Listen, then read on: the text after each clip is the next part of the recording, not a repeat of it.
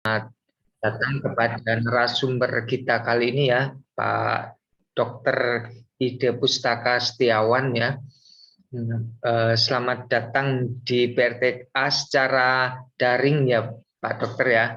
Mungkin suatu saat Pak Dokter bisa langsung datang ke sini ya.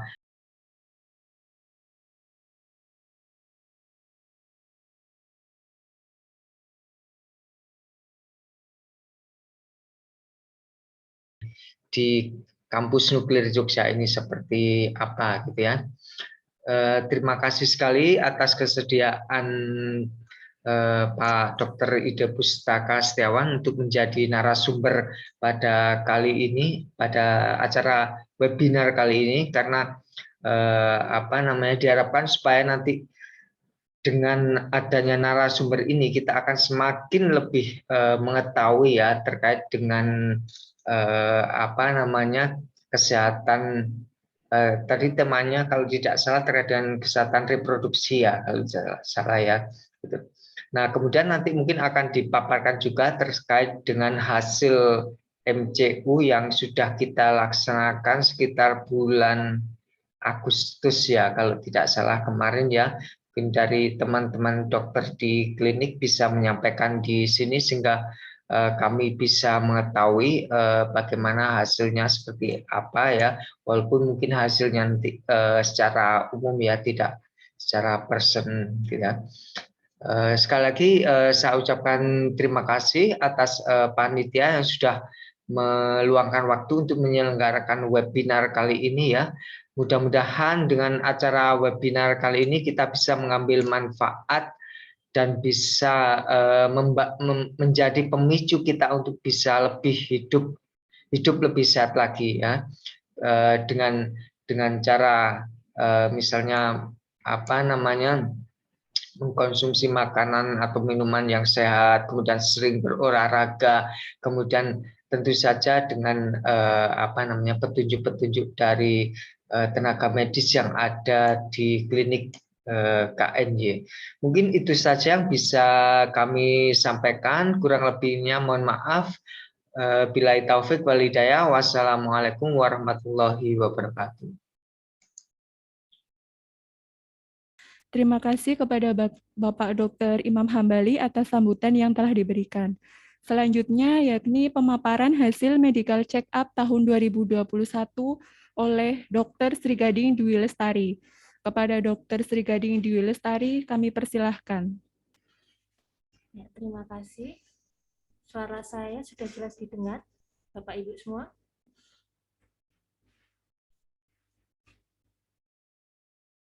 Jelas. Agak keras bikin, Mbak.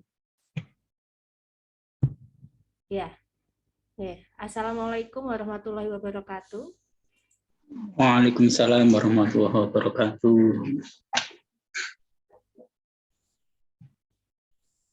Ya, kami akan memaparkan hasil pemantauan kesehatan berkala atau medical check-up pegawai kawasan nuklir Yogyakarta pada tahun 2021.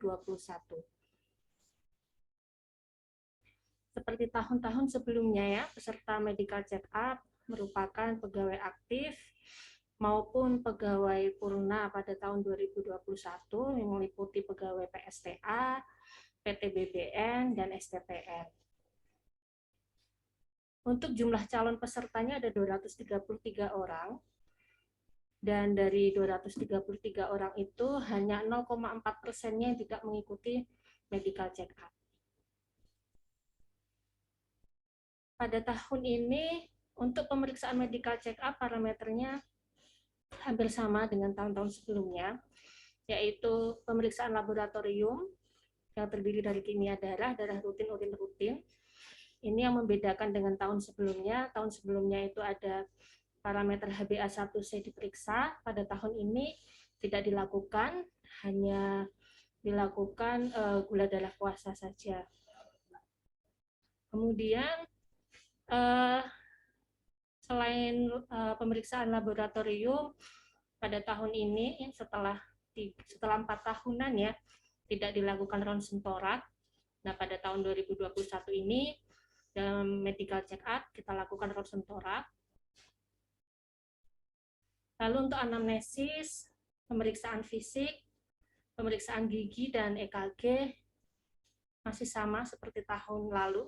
Jadi belum memungkinkan untuk dilakukan dikarenakan masih ada kondisi pandemi COVID ya. Dan pada waktu pemeriksaan medical check up ini ada varian Delta yang sedang naik daun, sehingga kasus nasional termasuk kasus yang ada di kantor kita ini meningkat ya. Jadi belum memungkinkan untuk dilakukan anamnesis, pemeriksaan fisik, gigi, dan EKG. Untuk itu kita melakukan pembagian kuesioner ya melalui online ya terkait kesehatan umum dan gigi pegawai. Kita langsung ke hasilnya. Jadi jika dibuat daftar 5 abnormalitas hasil pemeriksaan laboratorium terbanyak. Yang terbanyak adalah pertama hipertrigliserid yang tinggi, hipertrigliseridemia atau trigliserid yang tinggi dalam darah, itu sebanyak 33%. Kemudian ada kolesterol yang tinggi, kemudian diikuti dengan asam urat yang tinggi, gula darah puasa yang tinggi, dan ini yang terakhir terbanyak adalah anemia.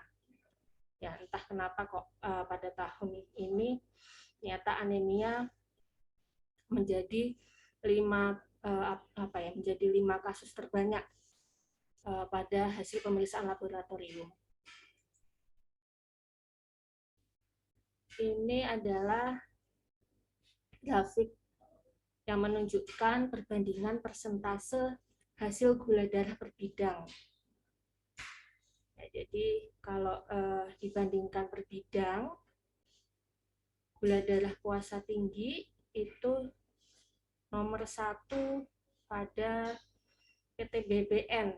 Ya. Kemudian yang paling sedikit jumlah kasusnya ada di reaktor. Ya, itu tidak ada hasil gula darah yang tinggi di bidang reaktor. Lalu ini perbandingan persentase hasil trigliserida per bidang. Nomor 1-nya jatuh pada UPN ya, untuk trigliserid yang tinggi. Lalu yang kasus paling sedikit ada pada BTU.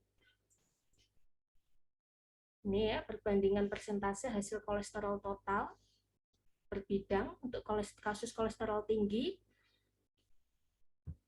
terbanyak pada STTN, lalu paling sedikit pada BFP, pada bidang fisika partikel. Kemudian untuk perbandingan persentase hasil asam urat, kasus terbanyak ada pada UPN, okay. UPN lagi ya tadi ya, tadi kalau nggak salah kolesterol ya, juga UPN ya yang paling nomor 1 untuk abnormalitas kadar asam urat dan kolesterol. Kemudian yang tidak ada kasusnya ya untuk asam urat tinggi itu pada UJM dan PTBPN. Ini kami membuat grafik juga untuk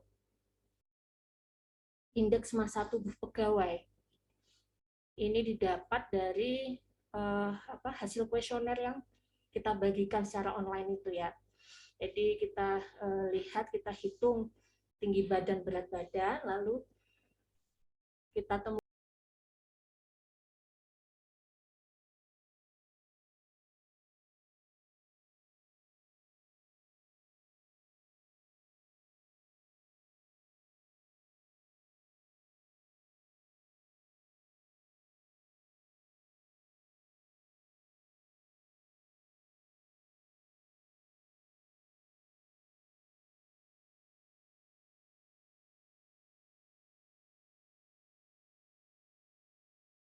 ini adalah keluhan kesehatan menurut hasil kuesioner.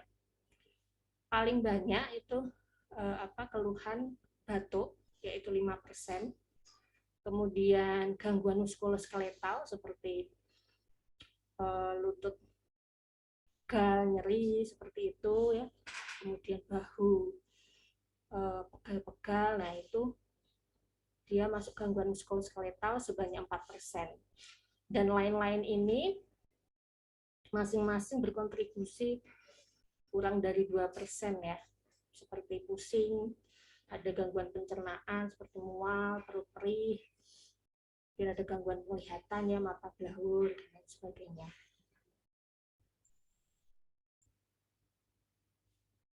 Untuk hasil ronsen toraks ditemukan ada 0,4% hasil ronsen toraks yang abnormal atau tidak normal. Ya, jadi kalau dari 232 peserta ya, hanya ada 1 kasus abnormal pada ronsen toraks. Dan ini sudah kami tindak lanjuti dengan merujuk ya ke rumah sakit untuk pemeriksaan penunjang lainnya dan juga untuk dilakukan penanganan oleh dokter yang berkompeten seperti itu. Nah, ini adalah tindak lanjut medical check up tahun 2021. Kami buka pelayanan konsultasi kesehatan terkait hasil medical check up ya. Jadi untuk pegawai-pegawai yang dia sebetulnya perlu tindak lanjut tetapi belum melakukan konsultasi, kami panggil juga ya. Seperti itu. Kemudian di dalam konsultasi itu kami berikan edukasi kesehatan juga untuk pegawai-pegawai yang mungkin hasil medical check up-nya itu masih dalam rentang normal tetapi sudah hampir melewati batas normal. Kemudian pemberian terapi farmakologi atau obat-obatan untuk pegawai-pegawai yang hasil medical check up-nya terdapat abnormalitas dan perujukan ke rumah sakit jika diperlukan. Ya, mungkin itu dari saya. Demikian presentasi pemaparan hasil medical check up tahun 2021. Terima kasih. Wassalamualaikum warahmatullahi wabarakatuh. Waalaikumsalam warahmatullahi wabarakatuh. Ya, terima kasih kepada Dr. Sri Gading yang telah memaparkan hasil medical check up tahun 2021. Memasuki acara inti yaitu pemaparan materi sekaligus diskusi dan tanya jawab. Acara inti ini akan dipandu oleh Dr. Sri Nurwati, spesialis radiologi selaku moderator. Acara diskusi dan tanya jawab ini akan berlangsung sampai pukul 14.45 waktu Indonesia Barat. Kepada Dr. Sri Nurwati dipersilahkan. Terima kasih Mbak Lilin selaku MC pada acara kali ini. Assalamualaikum warahmatullahi wabarakatuh. Waalaikumsalam warahmatullahi wabarakatuh. Selamat siang Bapak Ibu semua. Kali ini kita akan bersama belajar mengenai kesehatan reproduksi, ya, kesehatan reproduksi bangkit dari pandemi. Telah hadir bersama kita Dr. Ide Pustaka Setiawan, Master of Science, spesialis obstetrik ginekologi. Beliau nanti akan memberikan materi terkait kesehatan reproduksi terkait dengan pandemi COVID-19 ini. Ya. Sebagai awalan ya, jalan-jalan ke Kendal, mampir ke kota Semarang. Tak kenal, maka tak sayang. Jadi saya bacakan sedikit CV dari Dr. Ide Pustaka Setiawan. Beliau lahir di Rembang 6 Juni 1981, telah menikah dan dikaruniai 3 anak. Dr. Ide Pustaka ini sekarang sebagai dosen di FKKMK UGM. Beliau juga sebagai dokter opjin di Rumah Sakit Bayangkara Polda serta di Rumah Sakit Mitra Paramedika. Ide ini dari SD ya, dari SD sampai terus tak tumpangi kuwi wae Pak, lem Pak. Aktif ya dengan pengalaman organisasi yang segudang, pengalaman simposium segudang, pelatihan baik dalam dan luar negeri, aktif di berbagai kegiatan ya, kegiatannya juga segudang, hasil publikasinya banyak, penghargaannya segudang juga, dan dia juga selaku pembicara di berbagai seminar ya. Jadi ada banyak gudang ya Dok ya. Nanti kalau saya bacakan satu-satu nanti jam 4 baru selesai ini. Baik, Dokter Ide, ini nanti kita akan materinya ada 75 menit ya, dilanjutkan tanya jawab 15 menit tanpa berluas-luas. Waktu saya serahkan kepada Dokter Ide Pustaka Setiawan. Monggo Dokter untuk materinya. Matur nuwun moderator Dr. Sri ya, spesialis radiologi. Assalamualaikum warahmatullahi wabarakatuh. Apakah suara saya bisa didengar ya? Bisa didengar dengan jelas ya, Ibu Bapak? Ya, jelas sekali. Matur nuwun. Yang saya hormati pertama adalah dari Bapak Ketua tadi, Pak Imam ya, dan kemudian Bapak Ibu yang lain ya, Bapak Ibu yang lain selama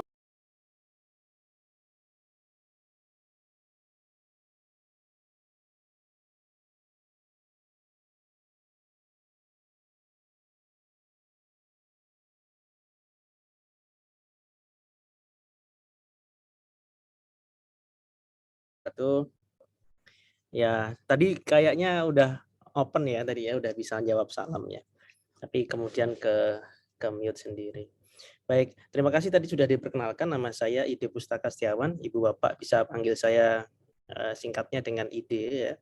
Nah, ini kita tebak-tebakan dulu nih. Kira-kira kalau mendengar nama saya ini kira-kira bisa nebak nggak Ibu Bapak ini? Saya kira saya ini kira-kira asalnya dari mana? Bisa ditulis di chat. Dokter Ide gitu. Atau mau langsung mau nebak-nebakan ini sebelum kita masuk materi, kita ice breaking dulu. Karena siang-siang biasanya habis makan terus kemudian turun ke mata gitu, matanya jadi berat. Ya, ada yang mau nebak nih, ikut kuis nih tanpa hadiah. Kira-kira saya asli mana, tadi sudah disebutin nih. Kira-kira saya asli, banyak yang bilang saya asli Bali. Waduh, salah. Itu tadi ada Bu Ayunda ya. Dari Bali bukan ya Pak? Ya, itu 90% memang menebak saya dari Bali. Tapi saya Jawi Tulen, Bu, Bapak. Saya Jawa Tulen asli. Aslinya dari Kota Kartini ya, makam R.A. Kartini di Rembang ya. Kalau yang belum pernah tindak sana, monggo tindak sana. Di Rembang, memang saya masa kecil di Kota Rembang, di Pantura, platnya plat K. Kemudian SMA saya di Pati, kemudian masuk kuliah tahun 2000 di FK UGM. Dulu namanya FK UGM, sekarang namanya FK.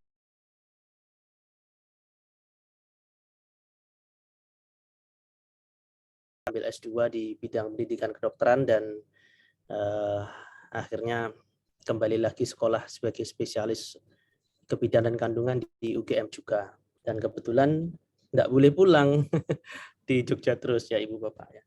Di sampai sekarang.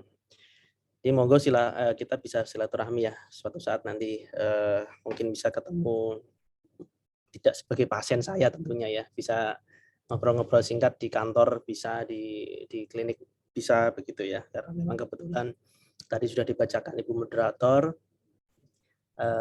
tempat kerjanya pindah-pindah. Kalau pagi saya di UGM, sore sampai malam itu di rumah sakit ya. Tadi kalau yang dekat kantor, tadi kantornya di Babarsari ya, di BRIN ya, di Babarsari ya, berarti dekatnya di Rumah Sakit Bayangkara ya, Polda DIY, dan satu lagi ada di Rumah Sakit di Ngemplak di Mitra Paramedika. Ya, Ibu Bapak, mungkin saya kira cukup perkenalannya ya. Saya terima kasih sekali sudah diberikan kesempatan diundang di forum ini ya. Dan saya baru tahu di BRIN ini ternyata juga ada istilahnya ada forum diskusi tentang kesehatan. Saya kira ini sangat bagus sekali ya kalau semua instansi ada semacam ini. Dan tadi juga ada pemaparan medical check up ya. Tapi sayangnya yang tentang kesehatan reproduksinya, medical check up-nya belum aja tuh Dokter Sri Gading, bisa ditambahkan mungkin suatu saat. Ya, ini nanti kita paparkan ini ya. Noted, Dok. Ya, saya akan izin share screen ya. Oke, sudah kelihatan ya Ibu Bapak ya. Ya, kesehatan reproduksi mari kita bangkit dari pandemi ya. Nah, Ibu Bapak, saya diberikan amanah untuk memberikan satu topik ya, kesehatan reproduksi. Waktu itu saya tanya gitu ya, kira-kira yang akan hadir ini range usia berapa gitu dokter gitu ya, Dokter Gading ya yang kontak saya. Ya antara 21 sampai 60-an gitu.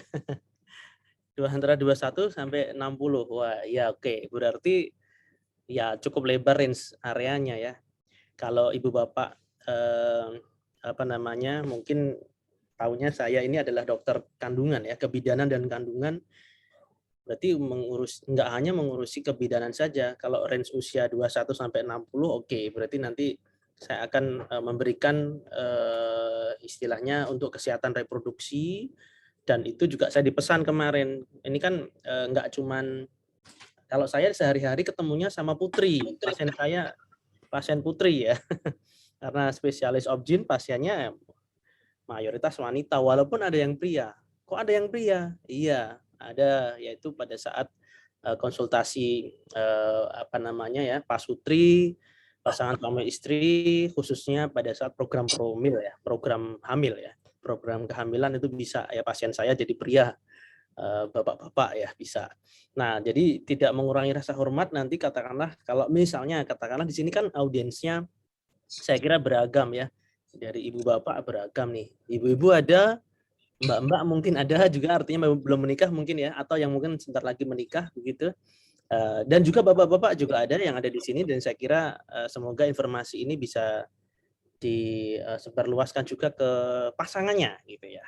Ya, karena memang mostly ini nanti juga akan kesehatan lebih ke arah wanita, tapi kalau wanita sehat tentu keluarga itu juga akan lebih kuat ya. Baik, saya mulai presentasi pada siang hari ini. Ya, oke, saya tadi udah diperkenalkan oleh moderator. Untuk yang mau berkenalan saya lebih lanjut, saya punya media sosial, bisa di cross check itu ya. Dan saya ada YouTube channel untuk edukasi, namanya untuk channel edukasi untuk masyarakat juga ya. Nanti bisa di cross check, diketik nama saya, nanti akan muncul video-video saya yang ada di sana.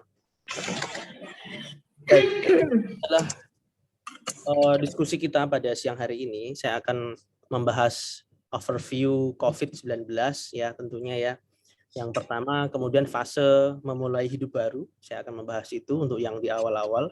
Yang kedua adalah fase kehamilan. Mungkin di BRIN ini ada yang sedang hamil ya. Ya, terus kemudian saya akan paparkan COVID-19 pada kehamilan, bagaimana pencegahan COVID-19 pada kehamilan, fase cukup anak. Nah, ini kayaknya mungkin juga banyak juga yang sudah fasenya sudah sekarang adalah fase cukup anak ya, dan sudah punya putra-putri. Lalu bagaimana edukasi terhadap kesehatan reproduksi kepada putra-putrinya gitu ya. Dan terakhir nanti penutup ya. Dan tentu saya akan membahas ini dari sudut pandang kesehatan obstetrik ginekologi ya, dari sudut pandang keilmuan saya di bidang kebidanan dan penyakit kandungan. Ya, Ibu Bapak, sebelum saya memaparkan lebih lanjut, misalnya nanti katakanlah ada sesuatu pertanyaan sembari saya menjelaskan, Ibu Bapak bisa langsung saja menuliskan di kolom komentar ya. Jadi nanti kita bisa diskusi setelahnya pada saat waktu diskusi sudah dipersilahkan. Ya, saya akan kupas sedikit tentang overview COVID-19 ya, saat ini ya. Oke, ibarat kayak anak namanya Baduta ya, bawah 2 tahun ya. Sekarang mau menyentuh angka 2 tahun ya, COVID-19 ya, di mana ditemukan pertama kali dilaporkan dari Wuhan di akhir Desember 2019, dan untuk Indonesia sendiri itu sekitar Maret ya, diumumkan oleh Bapak Presiden pertama kali Maret 2020, dan WHO pada tanggal 11 Maret 2020 itu menyatakan ini adalah sebuah pandemi ya. Nah, artinya sekarang sudah 1,5 hingga hampir 2 tahun ya. Hampir 2 tahun di mana sekarang kita juga belum bisa terbebas dari pandemi, meskipun kondisinya saat ini alhamdulillah jauh lebih baik ya. Cuman kita belum bisa bebas. Ya, dan ini hampir 2 tahun ya. Jadi artinya sampai kapan ini ya? Kalau dulu prediksinya, wah ini paling setengah tahun atau paling 1 tahun. Begitu kita sudah melewati 1 tahun, kok masih aja begitu ya? Sekarang kita mau 2 tahun, loh kok masih aja? Ya artinya memang masih belum tahu juga ya. Artinya tergantung apa? Ya tergantung kekompakan kita ya tentunya ya. Tergantung kekompakan kita bagaimana kita bisa menjaga diri untuk bersama-sama kompak menjaga protokol kesehatan. Itu yang terpenting adalah itu. Ya, ini data ini saya ambil dari di Instagramnya Kawal Covid ya, Kawal COVID-19. Nah, kita lihat dan alhamdulillah kita sudah melewati gelombang kedua ya. Gelombang kedua nih. Ini gelombang pertamanya ini, gelombang kedua ini begitu dahsyat ya. Gelombang kedua Juli tahun ini ya, itu begitu dahsyat. Di mana occupancy rate ya untuk rumah sakit itu semuanya kewalahan ya. Dan kita sudah tahu betul ya di bulan Juli itu kebutuhan akan rumah sakit, kebutuhan ICU, kebutuhan oksigen saja itu meningkat drastis. Kita dengar suara-suara ambulans yang lalu lalang hampir setiap menit ya, saya kira ya. Sebentar-sebentar ambulans, sebentar-sebentar ambulans. Nah, itu suatu situasinya cukup mencekam gitu ya.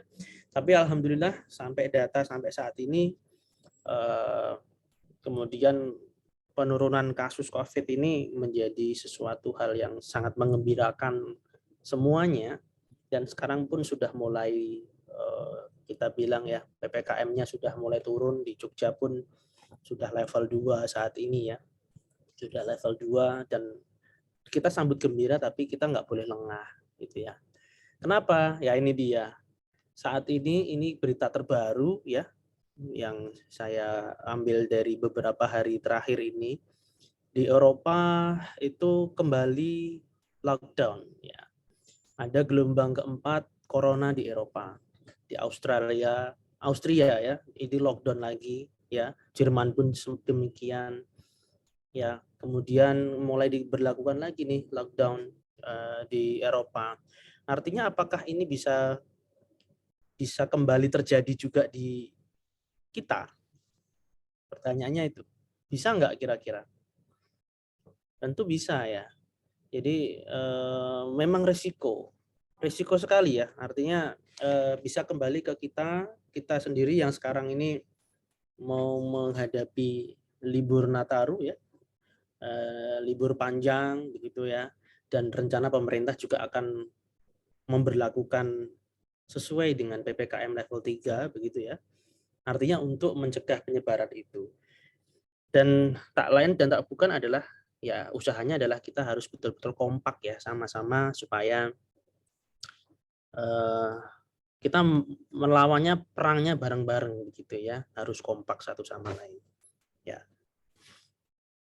Nah, kita sudah tahu semua dampaknya luar biasa, ya, di mana-mana terdampak, semua aspek kehidupan terdampak.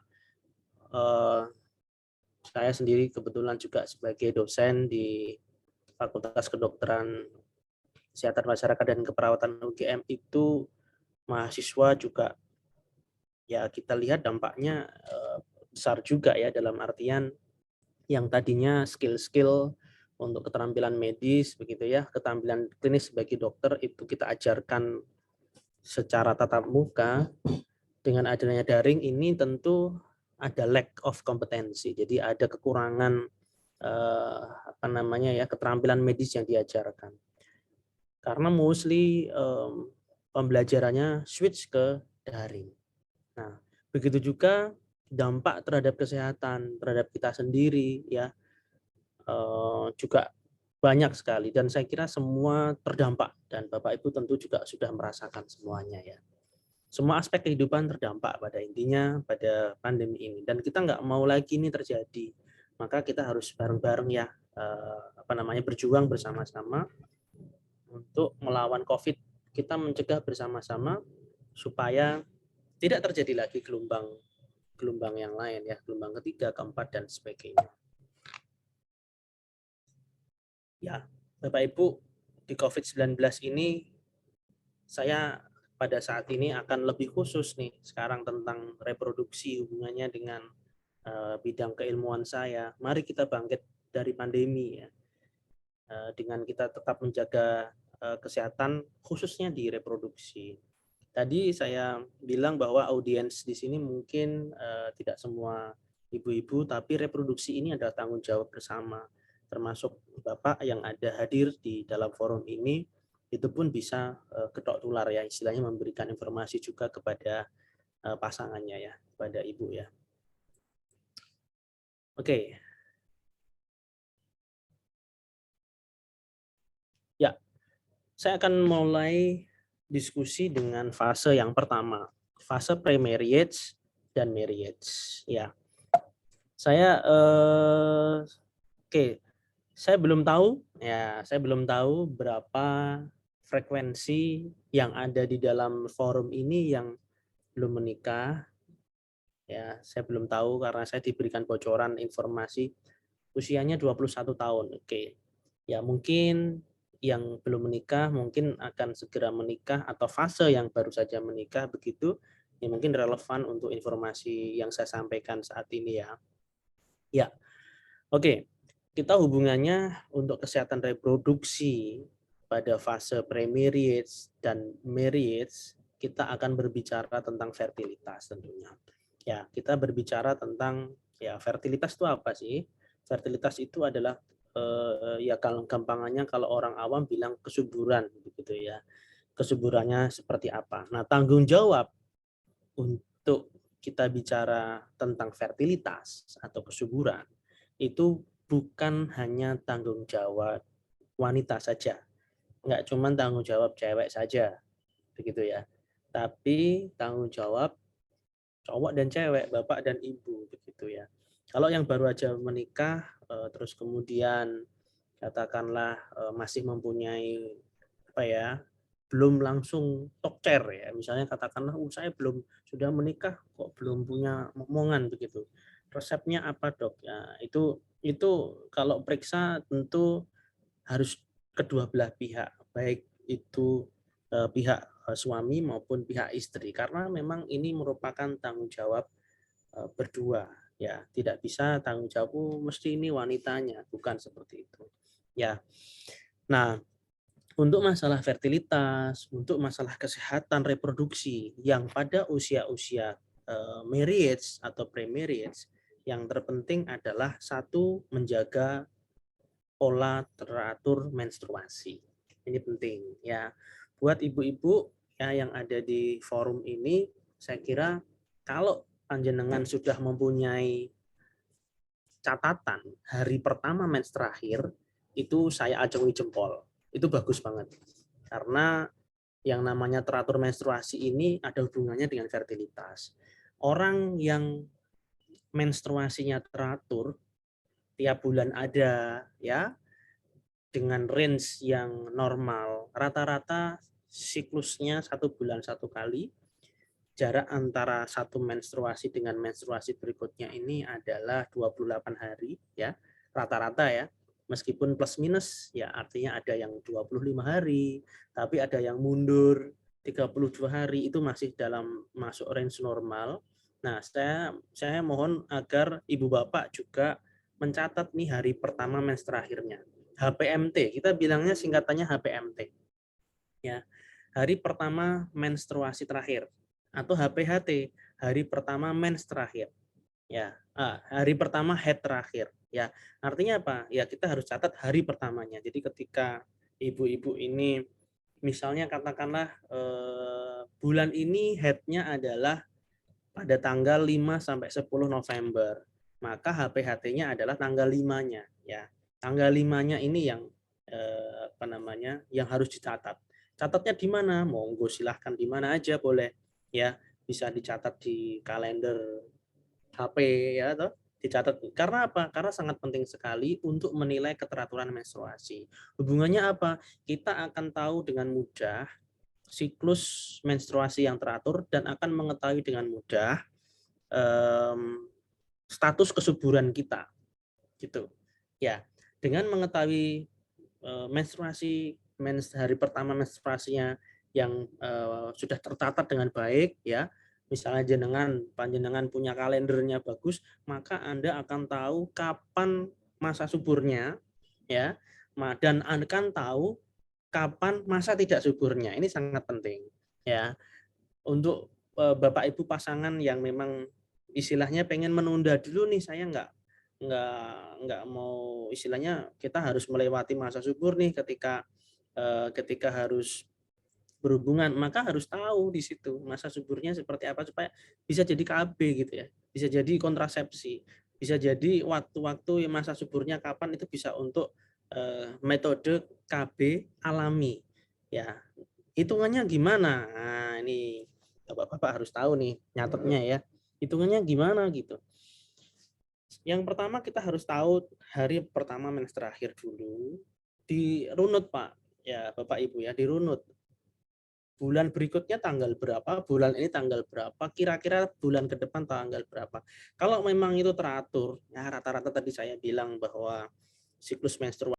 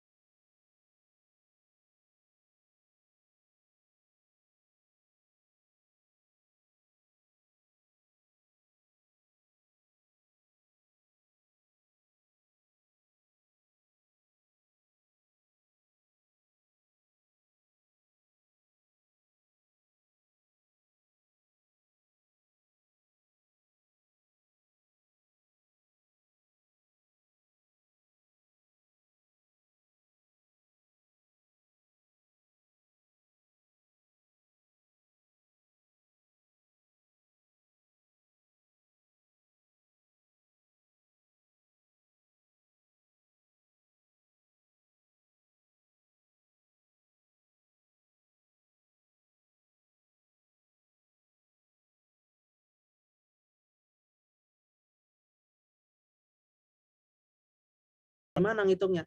Hari ke-16 tuh ngitungnya dari hari pertama mens terakhir. Tadi saya contohkan hari pertama mens terakhirnya kapan? 5 sampai 10. Maka yang disebut hari pertama ya tanggal 5-nya. Tanggal hari ke-16 berarti kapan? Gampangnya tanggal 5 ini dihitung dari pertama. Maka dihitung aja 5, 6, dihitung aja 5, 6, 7, 8, 9, 10, 11, 12, 13, 14, 15, 16, 17, 18, 19, 20. Maka tanggal 20 itulah puncak kesuburan. Kalau panjenengan berniat untuk nambah momongan, ya itu di situ lokasi. Disitulah waktu yang pas ya untuk nambah momongan gitu. Nah, tapi kita juga perlu kasih range waktu. Yang namanya puncak itu juga belum tentu mesti tepat ya. Kita kasih range waktu di antara puncak itu hari, katakanlah tadi contohnya hari ke-16 ya. Puncaknya hari ke-16, maka dihitungnya maju mundur 3 hari. Ya, paling cepatnya maju mundurnya 2 hari lah. Jadi hari ke-14, hari ke-15, puncaknya 16. 14, 15 itu 2 hari sebelumnya. Dan 2 hari setelahnya, 16, 17, 18, itu adalah masa suburnya. Maka di situ monggo kalau mau nambah putro di situ. Ya, lokasinya, ya, istilahnya waktu yang tepat. Puncak masa suburnya. Oke. Berarti di luar itu adalah tidak subur. Nah, ini untuk yang mau KB alami di situ. Istilahnya waktu yang tepat begitu ya. Artinya puncaknya udah tahu tanggal 16. Berarti kalau mau lebih aman plus minusnya 3 hari dari puncak masa subur. Kalau mau lebih aman ya. Jadi tanggal 16, 17, 18, 19. Setelah tanggal 19 itu masa subur. Dan sebelum tanggal berapa? 16, 15, 14, 13. Sebelum hari ke-13 ya, itu masa subur juga, masa tidak subur. Itu bisa untuk istilahnya KB alami. Tapi memang namanya KB alami ya tentu tidak seefektif KB yang lain ya. Seperti itu. Itu contoh pertama kalau siklusnya normal di siklus 30 hari. Dok, siklus saya ini normal di siklus 28 hari. Wah, gampang banget. Nah, di siklus 28 hari rata-rata wanita normal, maka menstruasinya ovulasinya, bertelurnya itu adalah 14 hari sebelum. Berarti tepat di tengah-tengahnya, yaitu di hari ke-14. Hitungnya gimana ya? Mulai tadi dari hari pertama tadi, hitung 1, 2, 3, 4, 5, 6, 7 sampai 14. Nah, habis itu cek masa suburnya hari ke-14, plus minus 2 hari. Ya, hari ke-14 plus minus 2 hari. Maka kita akan tahu nih masa suburnya. Dan sebaliknya kita akan tahu juga masa tidak suburnya. Begitu. Jadi untuk fertilitas, kesehatan reproduksi, pertama kalau misalnya memang itu pertama itu tanggung jawab bersama antara suami istri dan syarat utama adalah teratur menstruasi. Hubungannya teratur menstruasi, salah satu hubungannya ya, ini adalah dengan IMT yang harus baik. Ini related dengan apa yang tadi dilaporkan oleh Dr. Sri Gading ya. Ternyata banyak yang obes ya. Ternyata banyak yang overweight ya. Ini ya, kemarin mungkin sudah ada survei ya. Nah, ini juga bisa mempengaruhi keteraturan menstruasi ya. Kalau misalnya buat ibu ini ya, buat ibu-ibu ya, obes itu bisa mempengaruhi keteraturan menstruasi. Nah, menstruasi yang tidak teratur ini nanti akan mempengaruhi kesuburan, mempengaruhi fertilitas. Nah, ini akan akan berkesinambungan demikian. Jadi kalau misalnya memang ada yang mengeluh menstruasinya nggak teratur, pasangan saya nggak teratur, maka jawaban pertama adalah kembalikan indeks massa tubuh atau status nutrisi kembali ke normal. Saya tidak membahas efek atau impact dari overweight di bidang lain ya, tentunya mesti banyak ya tentang kolesterol, triglycerid tadi sudah disinggung juga oleh Dr. Sri Gading, tapi yang khusus untuk kesehatan reproduksi ya, overweight, obesitas itu akan mempengaruhi keteraturan menstruasi dan akan mempengaruhi tingkat kesuburan. Nah, ini penting buat ibu dan buat bapak, buat suami dan buat istri. Ya. Jadi sering kalau misalnya ada pasien-pasien datang dengan promil nih, program kehamilan begitu ya. Saya hitung dulu nih IMT-nya berapa. Kita harus hitung dulu. Nah, ibu bapak yang tadi sudah punya data IMT ya, punya data IMT, ayo bareng-bareng untuk diatur nih sampai akhirnya sampai pada kurva yang normal, bukan yang overweight atau bahkan obes. Karena akan mempengaruhi berbagai pihak termasuk kesehatan reproduksi. Demikian Ibu Bapak ya. Oke, nah ini tadi di dalam presentasinya Dr. Sri Gading ternyata banyak yang ini ya, gemuk dan sangat gemuk loh, hati-hati nih. Oh, berat badan lebih juga banyak, overweight ya. Overweight itu berat badan lebih. Ya, gemuk kalau 30. Nah, ini bisa ngitung sendiri ya. Caranya ya ini tadi ya.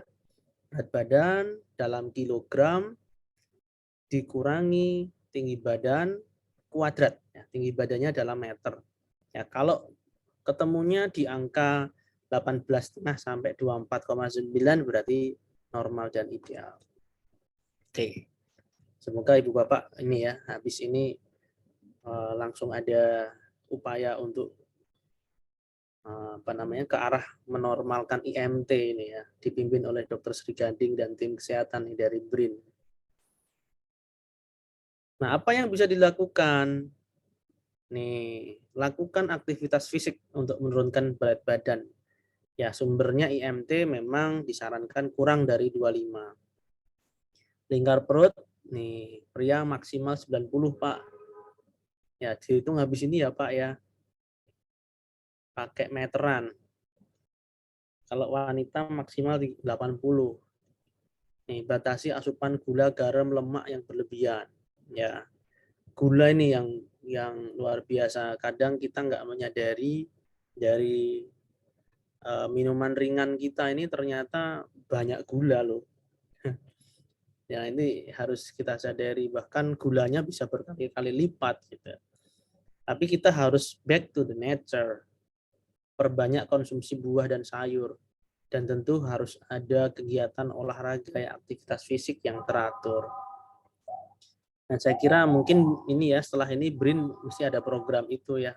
Karena tadi lihat data obesitas banyak, ya harus ada program setelah ini ya. Saya kira begitu.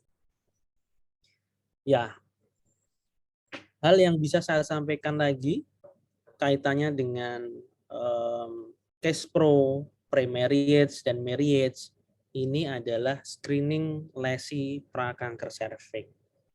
Ya, ini yang tadi saya bilang ke Dr. Sri Gading, kayaknya BRIN berikutnya harus ada screening ini nih, gitu. Ya, kanker serviks itu adalah satu-satunya kanker pada wanita yang bisa di screening dan ada vaksinasinya. Ya, dan bisa dicegah. Artinya screening ini kalau memang sudah teratur ada, bagus. Kalau memang belum ada, harus ada. Ya, saya kira ini harus ada.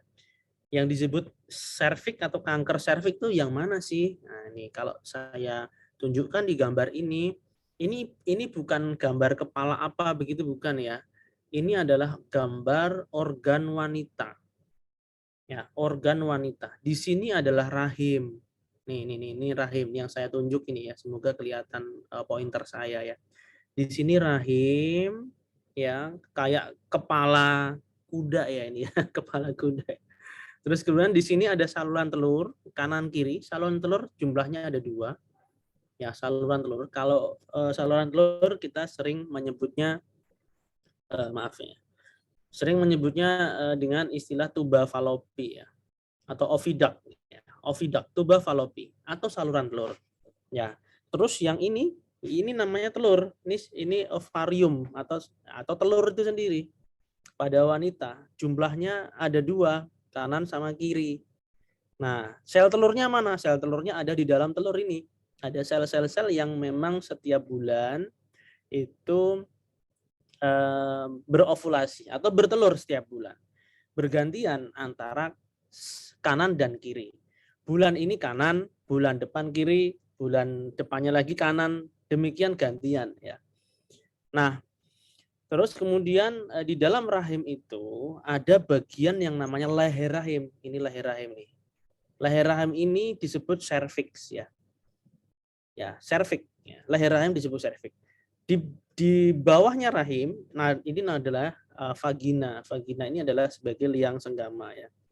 Dan yang ingin saya bicarakan di sini adalah screening lesi prakanker serviks, yaitu screening kelainan awal untuk terjadinya kanker pada serviks. Serviks itu leher rahim.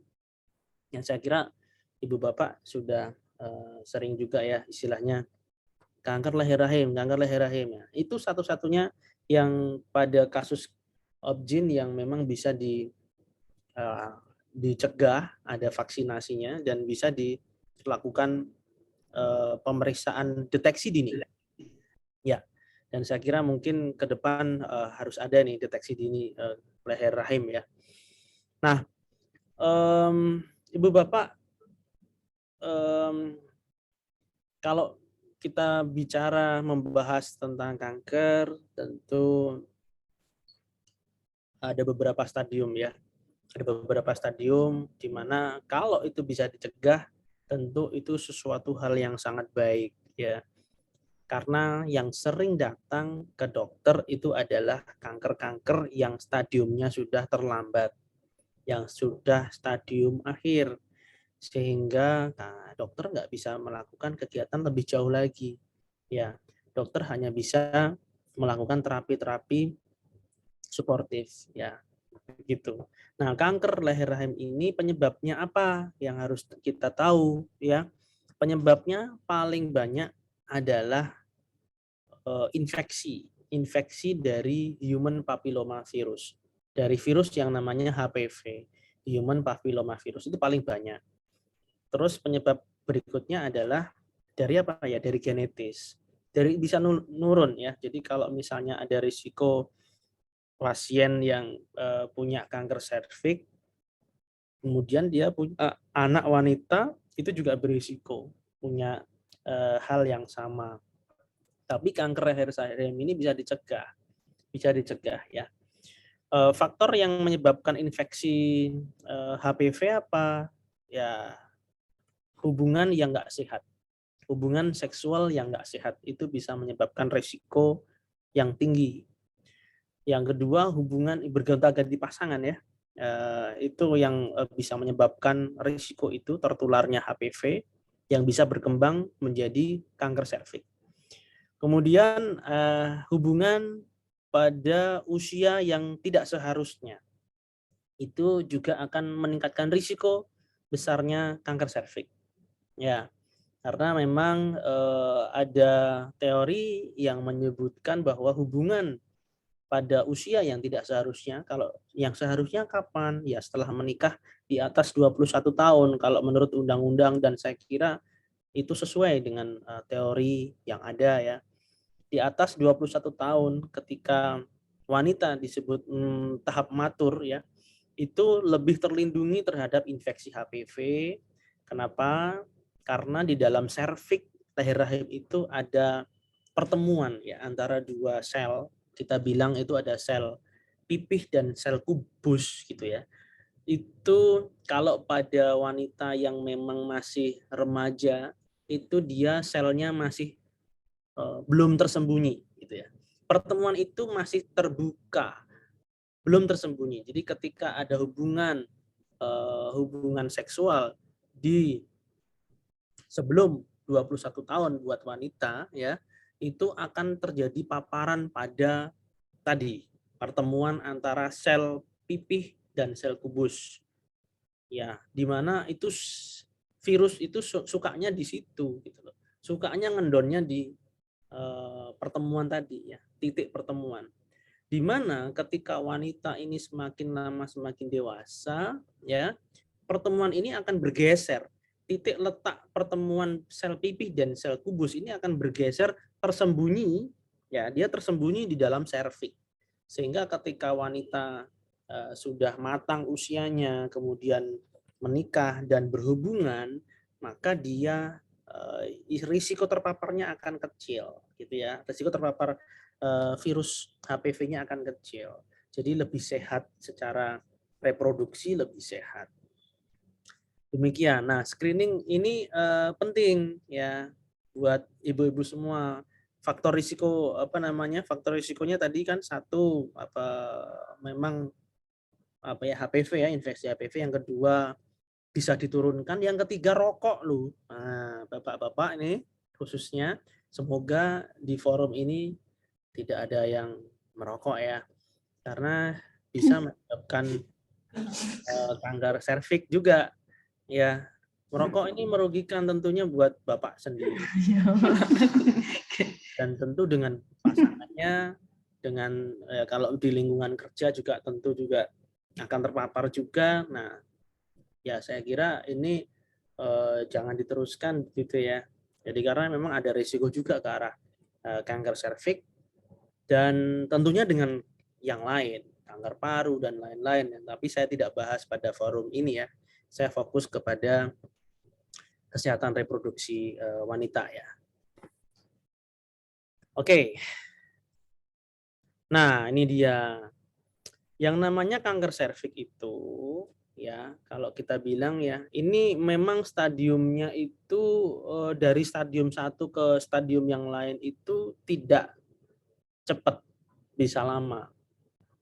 Bahwa risiko terjadinya kanker serviks katakanlah tadi ya, misalnya pernikahan dini begitu ya, atau hubungan sebelum usia yang matur, itu nanti bisa terjadi perkembangan stadium sampai level 4 itu bisa menempuh atau bisa ditegakkan dalam bilangnya baru dibilang apa ya, tegak kanker ya, itu bisa 30 tahun kemudian. Bisa 30-40 tahun kemudian. Jadi tidak seketika. Nah, artinya risiko itu tetap ada tapi lambat laun ya.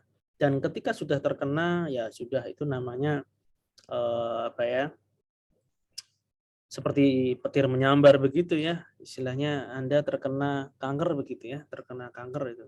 Nah, tentu itu vonis dari dokter yang istilahnya seperti petir menyambar di siang bolong ya.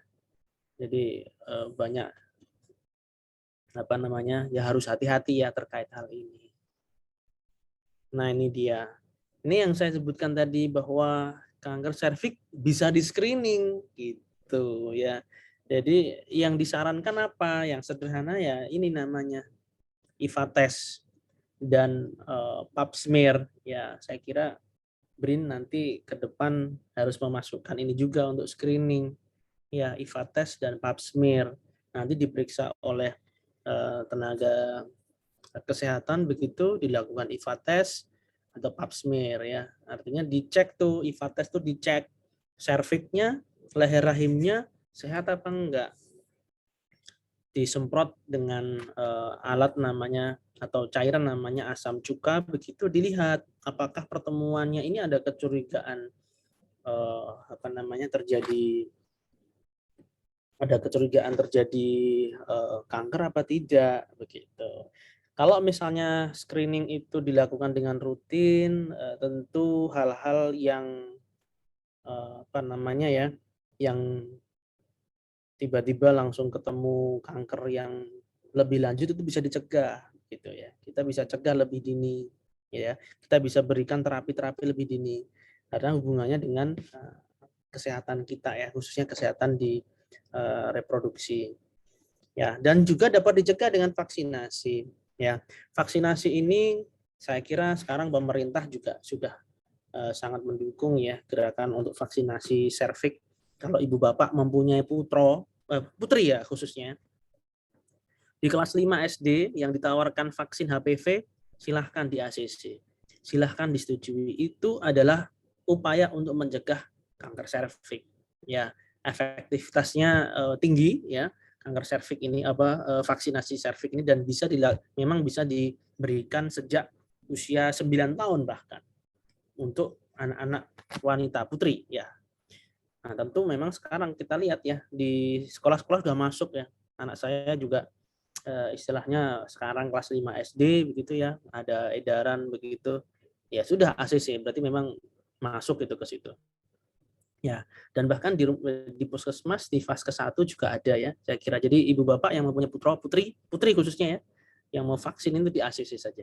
Ya, karena memang ini fungsinya tentu sangat besar khususnya untuk pencegahan kanker serviks ya.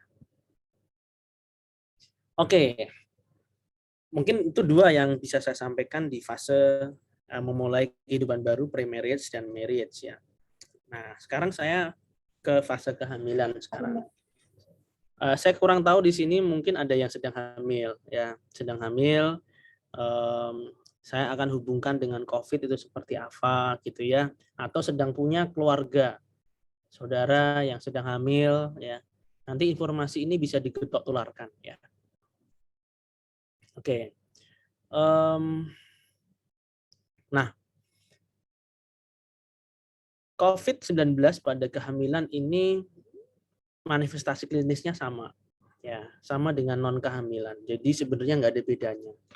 Gejalanya juga ada yang ringan, tapi ya ada yang sedang, bahkan ada yang sampai berat, ya, sampai khususnya pada yang mempunyai penyakit penyerta, ya, gejalanya bisa sampai berat nih.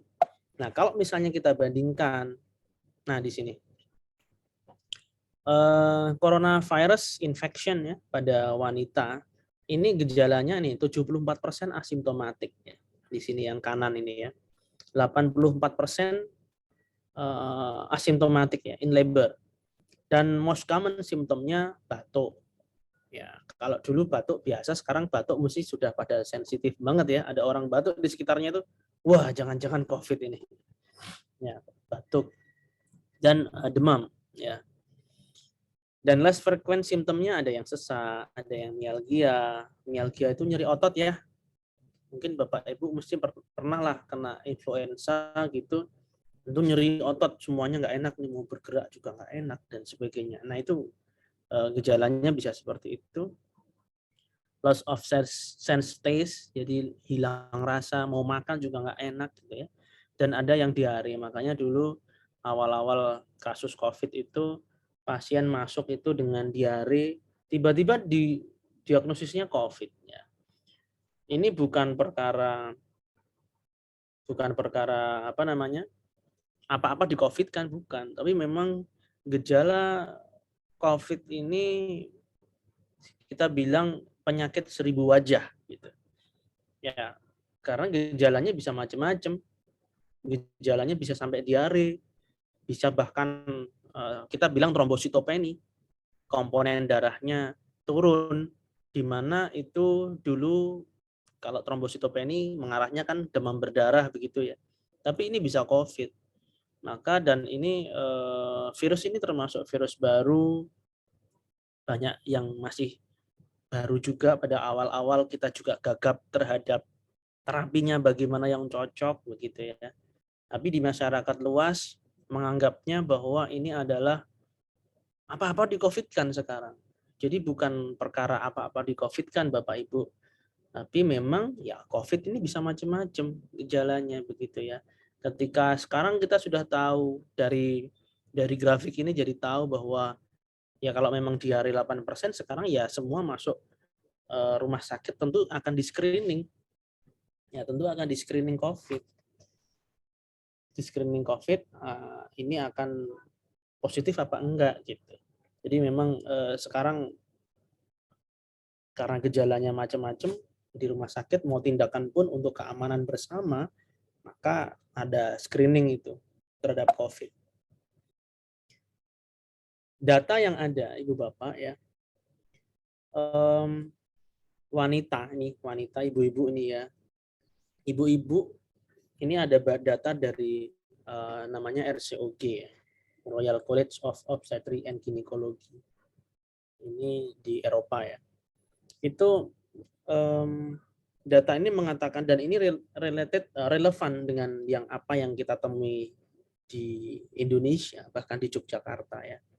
Wanita yang hamil dengan wanita yang tidak hamil itu resiko terpapar COVID-nya sama. Sama-sama bisa terpapar kalau memang tidak prokes dengan ketat. Tapi ketika dua-duanya, dua grup ini ya, satu hamil, satu tidak hamil, grup ini kena COVID, misalnya dua-duanya ini kena COVID ya, dua-duanya ini ya, maka ibu yang hamil ya, risiko butuh perawatan ICU, risiko perburukan itu lebih besar dibandingkan ibu yang tidak hamil. Gitu. Jadi ibu-ibu sekarang yang hamil di masa pandemi ini ada seperti ini datanya, tapi jangan takut gitu loh. Artinya mari kita bangkit gitu. Makanya apa bangkitnya apa? Ya cegah jangan sampai kena. Gitu. Ya, data ini mengatakan demikian. Ya. Dan perburukan orang orang hamil yang kena COVID itu jauh lebih besar dibandingkan wanita yang tidak hamil. Kenapa? Karena memang beban orang hamil itu beban untuk metabolisme tentu double ya, buat diri sendiri dan buat bayinya. Tentu apalagi terkena COVID ya. Dan tentu artinya effortnya seorang ibu hamil yang terkena COVID itu jauh lebih besar. Nah, data lain mengatakan bahwa apa? COVID-19 ini dibandingkan wanita yang without COVID-19 ini dia lebih banyak akan terkena preeklampsia. Risikonya 1 kali lipat ya. Stillbirth, bayinya meninggal di dalam. Admission to ICU-nya lebih banyak, 4 kali lipat nih, 4,78 ya. Preterm birth ya. Artinya prematur ya. Dan admission to NICU itu neonatal intensive care unit ya, ICU-nya anak lah gampangnya gitu. Itu jauh lebih besar. Ya. Jadi memang ya hati-hati ya di masa pandemi. Setelah tahu data gini berarti otomatis kita berkesimpulan ya berarti memang wanita hamil itu berisiko tinggi. Iya, pasti. Ya. Makanya di awal-awal dari BKKBN ya menyarankan apa? Di masa pandemi nek bisa ya kontrasepsi dulu, jangan hamil dulu gitu.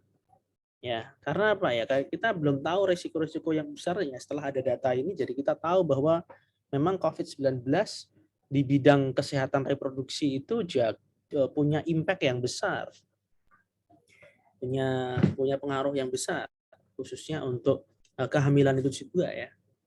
Gitu. Nah, artinya apa? Terhadap janin terdapat beberapa data kelahiran prematur tadi sudah, terdapat bukti transmisi vertikal, artinya bisa menularkan juga ke janinnya. Lalu pencegahannya apa? Ya jelas secara umum konsumsi makan bergizi seimbang, aktivitas ringan, minum obat. Kalau obat yang disarankan kan tablet tambah darah ya. Tablet tambah darah, jaga kebersihan diri dan lingkungan, bersihkan dan disinfeksi secara rutin permukaan benda yang sering disentuh. Jadi harus ketat ini. Di masing-masing keluarga harus ketat. Ibu bapak di masing-masing keluarga mau masuk, bapak baru datang kerja itu harus ketat. Begitu datang harus mandi. Ya, nggak bisa enggak sekarang. Ya. Begitu datang harus bersih-bersih, ganti baju semuanya sebelum ketemu keluarga tercinta. Karena apa? Kita nggak akan pernah tahu, virus itu nggak kasat mata loh. Tiba-tiba nempel di baju, kita belum bersih-bersih, tiba-tiba anak-anak kecil kita ingin bermain dengan kita dan ternyata malah tertular dari situ. Sesering mungkin cuci tangan. Nah, saya kira sekarang protokol kesehatan di mana-mana juga sudah tegak ya. Mau masuk mall ya, mau masuk mana-mana pun juga ada, dan saya kira di masuk kantor BRIN tentunya juga sudah ada ini ya tentunya. Nah, itu harus dipatuhi secara kompak dan bersama-sama. Ya. Setelah bepergian keluar rumah, setelah menyentuh barang yang kemungkinan terkontaminasi COVID, setelah berbincang dengan orang lain, setelah BAB, BAK, sebelum dan sesudah menyentuh bayi, sebelum dan sesudah makan. Dulu yang menjadi lokus dalam artian gini, potensi tertularnya COVID paling besar itu sebenarnya adalah dari teman yang kita tahu, oh ini teman saya, prokesnya ketat, saya nggak mungkin ini tertular dari dia. Nah, pernyataan itu tentunya sebenarnya juga harus hati-hati gitu. Karena bisa jadi malah teman kita ini yang bisa menjadi pembawa. Sering kan kita makan bareng di kantor gitu ya, buka masker bersama-sama, makan bareng, ternyata malah kita kena dari teman kita, atau bahkan kita menyadari kita OTG, karena memang ada istilah OTG, orang tanpa gejala, kita yang menularkan orang lain. Maka sebenarnya di era pandemi ini, kuncinya sekarang kita sudah tahu. Kuncinya prokes ketat, udah. Itu ya, jaga jarak, pakai masker, cuci tangan, hindari kerumunan. Itu yang ketat, itu harus dijalankan secara konsisten. Ya. Hindari jabat tangan, saya kira memang sekarang nggak ada orang jabat tangan ya, cium pipi, cium tangan, sentuh muka, mata, hidung, hindari pertemuan dan kegiatan sosial lain. Saya kira masih daring seperti ini ya. Saya kuliah juga masih daring.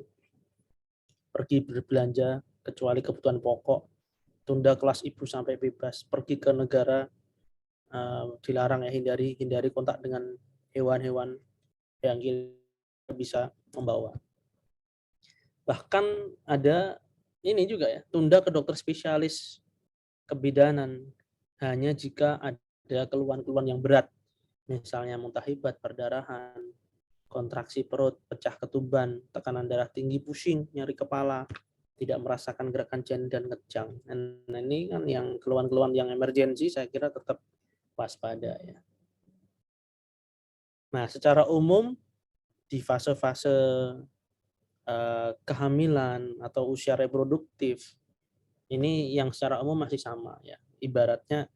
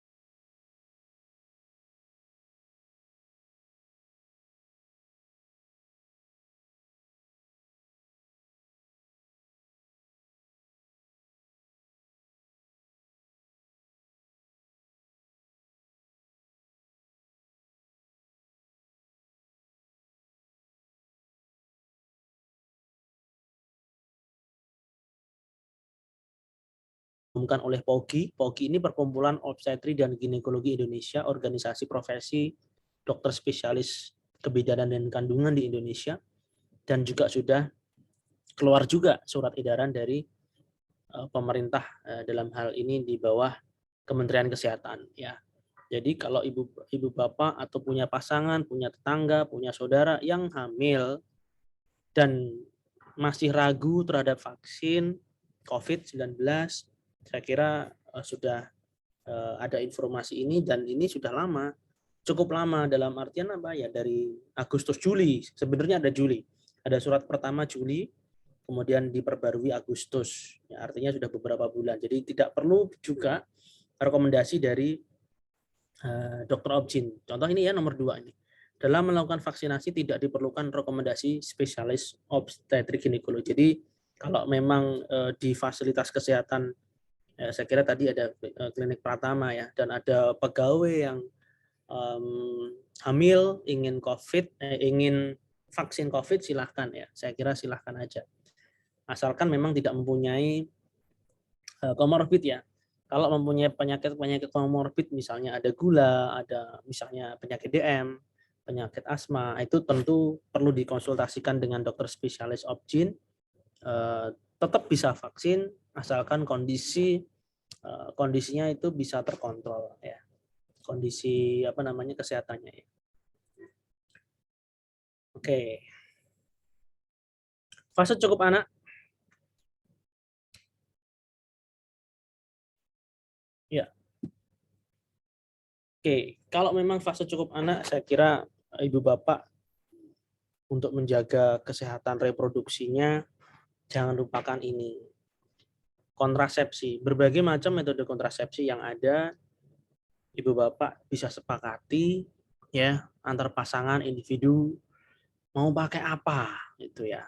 Ini karena memang pilihan tentu kembali pertama kepada pasangan suami istri, pasutri. Ya, kalau alat kontrasepsi itu dari situ.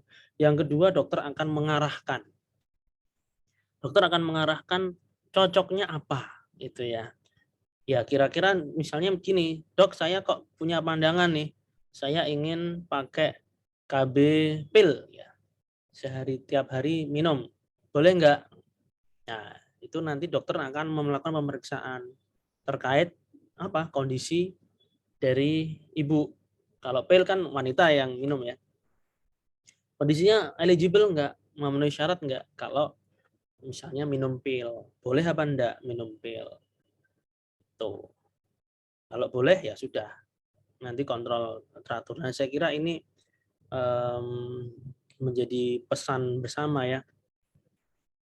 Bahwa keluarganya harus betul-betul direncanakan seperti ini, punya putra berapa begitu. Ya. Oke. Bagi yang pakai tadi metode kalender bisa dipraktekkan juga ya tadi hitung-hitungannya, dan saya kira Ibu Bapak sudah paling jagoan lah kalau untuk menghitung-hitung seperti itu. Nah, kalau sarannya memang MKJP. MKJP itu metode kontrasepsi jangka panjang. Ya, sarannya kalau memang merasa cukup anak, ya saya milih MKJP aja deh. MKJP itu apa? Meliputi ini, satu implan. Implan itu yang disusuk gitu ya, yang dipasang di bawah lengan. Ya, pada wanita. Yang kedua IUD, intrauterine device, atau disebut juga AKDR ya, alat kontrasepsi dalam rahim. Yang ketiga MOE, metode operasi wanita. Ini metode yang steril, mantap, kontrasepsi mantap ya, diikat tuba kanan, tuba kiri, atau tadi ya saluran telurnya diikat. Ini pada wanita. Atau malah bapak, suami, metode operasi pria yang dipotong saluran spermanya. Lah kemudian nanti kalau berhubungan nggak nikmat, nggak juga. Yang dipotong kan saluran spermanya, ketika berhubungan tetap nikmat, tetap ada cairan yang keluar, tapi tidak ada spermanya. Nah ini yang disarankan kalau memang sudah pada fase cukup anak, ya fasenya sudah, anakku sudah cukup lah, aku sudah mau untuk reproduksi, usianya juga sudah berisiko kalau reproduksi lagi, ya sudah saya memilih yang metode kontrasepsi jangka panjang. Nah itu yang disarankan seperti itu. Nah pada fase-fase yang cukup anak, ini juga perlu berilah pendidikan kesehatan reproduksi kepada anak sesuai proporsi usia. Ini juga penting ya. Sekarang ini dengan adanya pandemi, apakah kita yakin bisa mengawasi anak-anak kita memegang gadget itu untuk tujuan apa? Nah, ini penting. Anak sekarang semuanya pegang gadget. Dulu zaman kita kecil nggak ada gadget. Sekarang apalagi ada pandemi, maka selalu pegang gadget.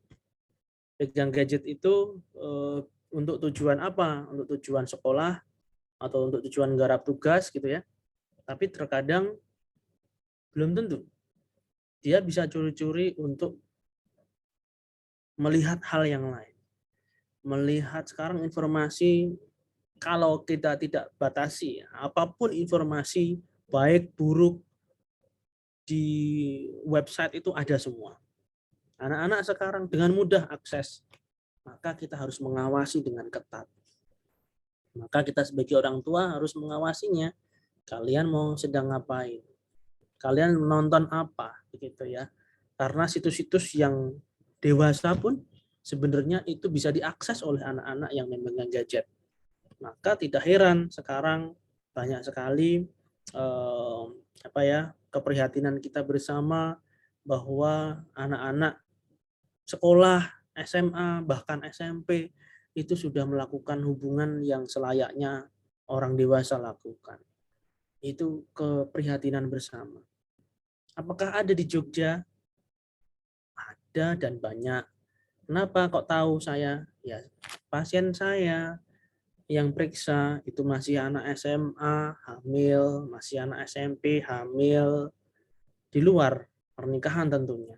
Karena mungkin apa? Ya mungkin karena tadi dia belajarnya lewat gadget, rasa penasaran yang tinggi. Tentu itu peran kita sebagai orang tua yang harus bisa mencegahnya.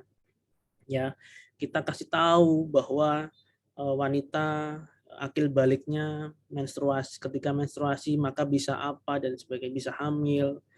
Pria juga kita harus kasih tahu, kita kasih pendidikan yang betul buat anak kita. Jangan sampai malah kita sendiri yang nanti yang menyesal. Karena apa ya?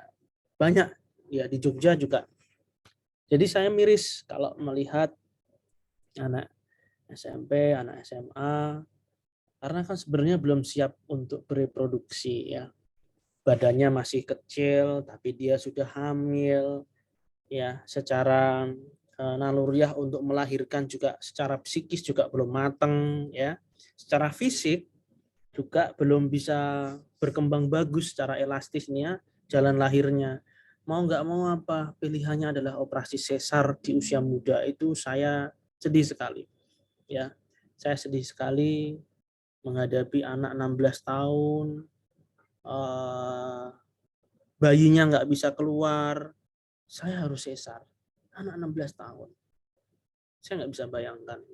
Nah, kita harus bisa cegah itu. Ya, kita harus berikan pemahaman yang betul terhadap anak kita, hubungannya dengan lawan jenis temannya itu ya, kita harus kasih tahu dengan betul.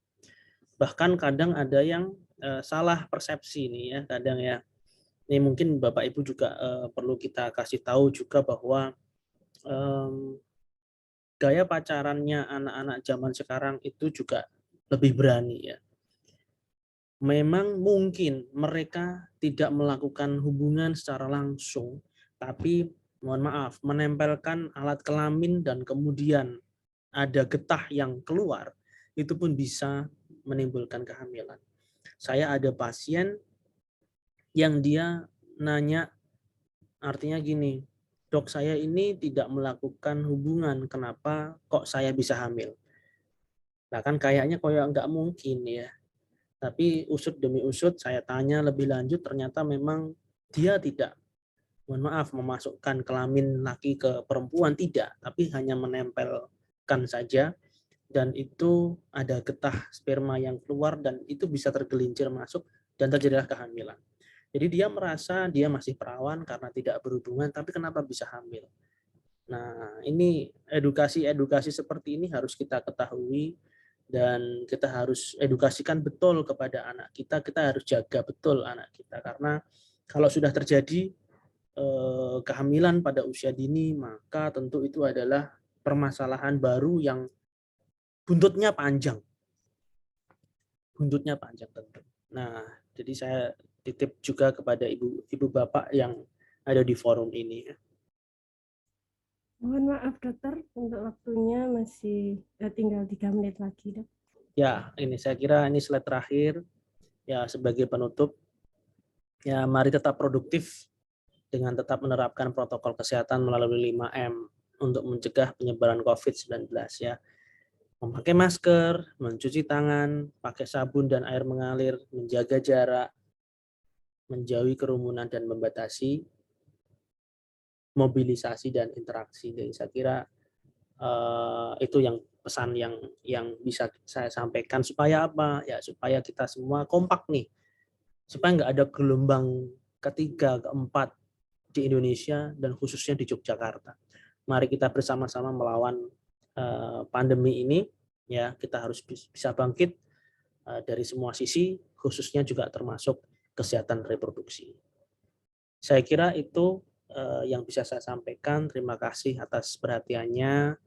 Saya mohon maaf atas segala kekurangan yang bisa saya sampaikan di sini dan saya akhiri. Assalamualaikum warahmatullahi wabarakatuh. Jika ada pertanyaan, monggo silahkan. Saya kembalikan ke moderator. Baik, terima kasih Dr. Ide atas pemaparan materinya. Sudah ada beberapa pertanyaan ini, Dok, di kolom chat. Yang pertama dari Almira, apakah ketika ada sariawan di mulut rahim,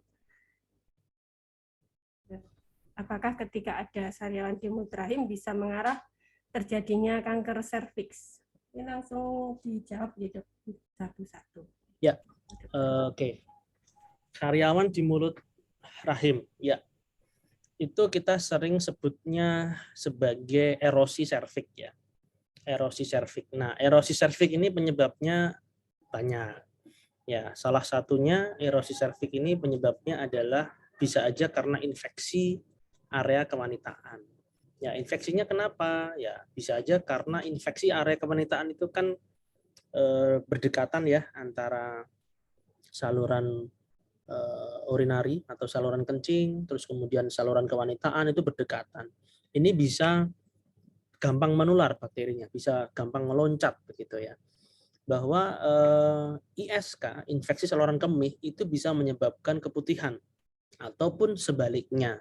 Keputihan pada wanita, vagina, itu bisa menyebabkan ISK. Ya. Nah, keputihan pada vagina inilah yang salah satu bisa menyebabkan juga inflamasi atau peradangan di area serviks yang bisa menyebabkan luka, perlukaan. Jadi erosi. Ya. Nah, erosi ini apakah awal dari kanker serviks? Belum tentu. Belum tentu ya. Tapi saya tidak bilang apakah awal saya tidak bilang 100% dalam artian gini. Kalau erosi serviks pasti kanker serviks, bukan, belum tentu. Bisa jadi inflamasi sederhana atau sariawan yang diobati keputihannya, diobati sariawannya, erosinya tadi itu bisa sembuh. Ya. Jadi caranya gimana kalau misalnya sedang ada keluhan itu? Ya periksa ke dokter kebidanan kandungan, kita cek, kita berikan obat, kita berikan tadi ya screening juga bisa ya, kita screening apakah memang masuk ke dalam lesi prakanker atau tidak. Kebanyakan juga yang menggunakan IUD ya, karena ada benang itu juga bisa mengiritasi dan bisa menyebabkan inflamasi atau sariawan itu, dan itu bisa diobati dengan obat saya kira. Demikian.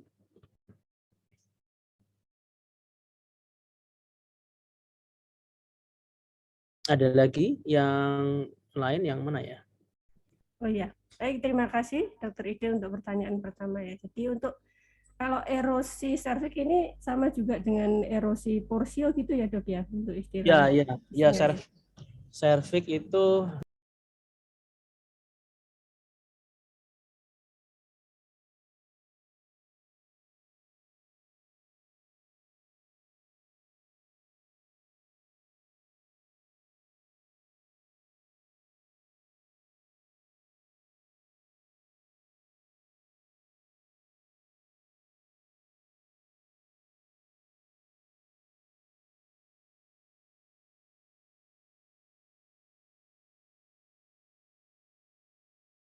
wanita itu silahkan vaksinasi usia berapapun, bisa dimulai dari anak perempuan gitu.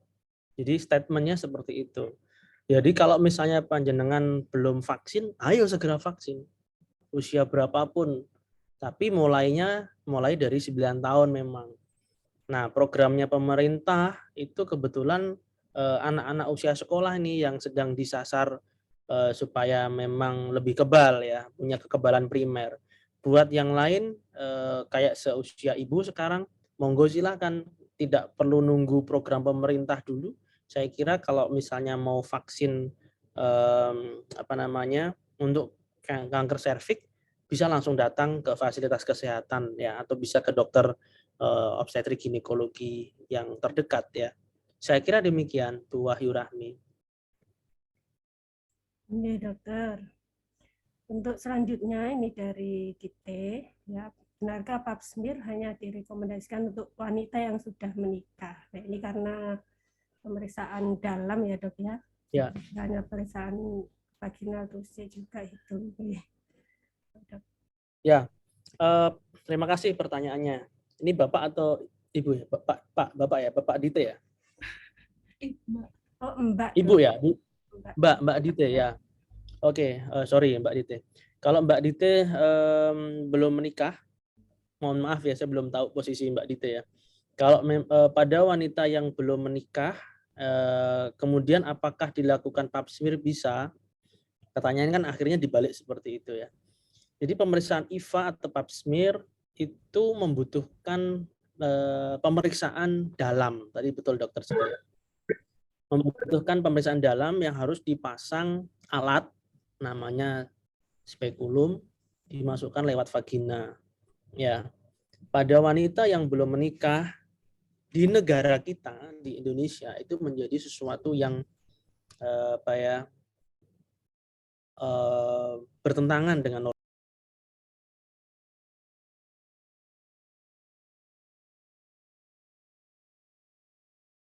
Kecuali memang ada sesuatu hal yang dilindungi hukum, dalam artian gini. Ada kasus misalnya kekerasan seksual pada wanita, boleh nggak kita memeriksa sampai dalam gitu? Ya itu nggak masalah. Ada surat ya, istilahnya surat dari apa namanya yang berwenang ya di situ. Nah, lagi pula begini Mbak Dite ya, orang yang berisiko kanker serviks itu kan tentu yang tadi saya bilang paling besar adalah yang memang berhubungan ya, berhubungan ganti-ganti pasangan, berhubungan dari usia muda begitu ya. Artinya yang sudah berhubungan dan sudah menikahlah itulah yang mempunyai risiko dan perlu dilakukan screening begitu. Jadi artinya kalau belum menikah, belum berhubungan, apakah perlu di screening? Saya kira malah belum relevan gitu ya, belum relevan untuk dilakukan pemeriksaan dalam screening sampai sejauh itu buat yang belum menikah. Jadi kondisinya seperti itu ya Mbak Dite ya. Nah kalau misalnya memang belum, untuk mencegah ya vaksin aja, berarti vaksin aja untuk mencegah apa namanya terjadinya kanker serviks. Demikian Mbak Dite. Baik, terima kasih Dokter Ide. Ini ada selanjutnya ya dok ya, ini lebih apa ya, ke pertanyaan istilahnya ini dok. Kenapa kok istilahnya itu reproduksi dok, bukan produksi? Kenapa tidak replikasi atau duplikasi? Nah seperti itu. Itu ini ada lanjutannya ya, teman saya usianya sudah 66 tahun, bertanya apakah siap bereproduksi. Ini Prof. Sarif juga, Prof. Sarif usianya kelahiran 56 ya Prof ya kalau tidak salah. Jawaban saya sebagai pria mestinya siap karena saya masih punya bahan dan alat produksi. Cuman mungkin nggak bisa bereproduksi lagi.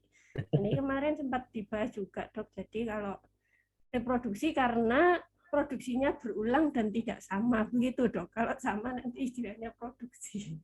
Semoga dokter komentarnya dokter. Ya, saya kalau masalah istilah nggak komen banyak ya. Kalau produksi mungkin bersamakan dengan produksi produk gitu ya. Kita memang di istilah internasional reproduce, memang